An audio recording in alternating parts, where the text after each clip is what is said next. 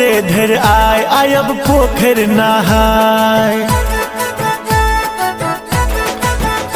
उठब भोरे धर आय आयब पोखर नहाय। माय हाथक तिल गुड़ खेबैयो पाबन तिला सकरैतक मनेबैयो। पाबन तिला सकरैतक मनेबैयो।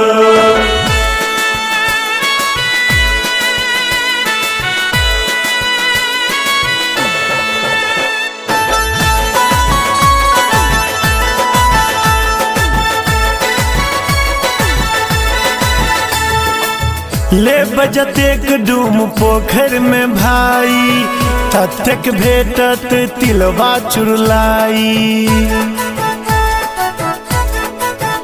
हे यौ ले बजतेक डूम पोखर में भाई ततेक भेटत तिलवा चुरलाई।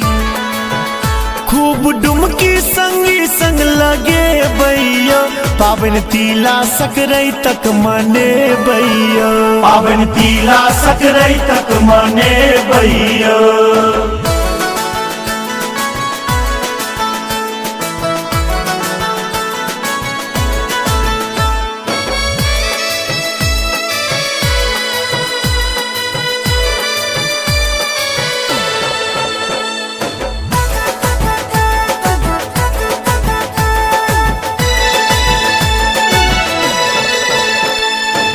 धिपले खिचड़ पर भेटत तरुआ गरमा गरम ते पर छानल खमरुआ।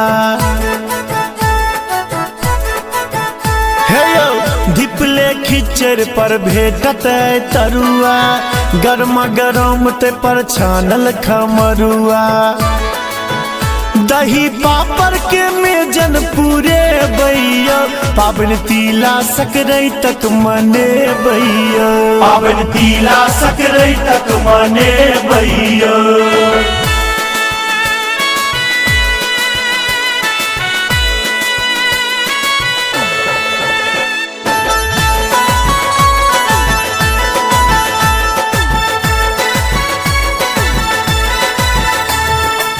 खेबै सपत तिल चाउर बहबै सेवा बुढ़ारी में मैयक करबै। हे यौ खेबै सपत तिल चाउर बहबै सेवा बुढ़ारी में मैयक करबै। फर्ज बेटा के सब दिन निभेबैयो पाबन तिला सकरैतक मनेबैयो। पाबन तिला सकरैतक मनेबैयो।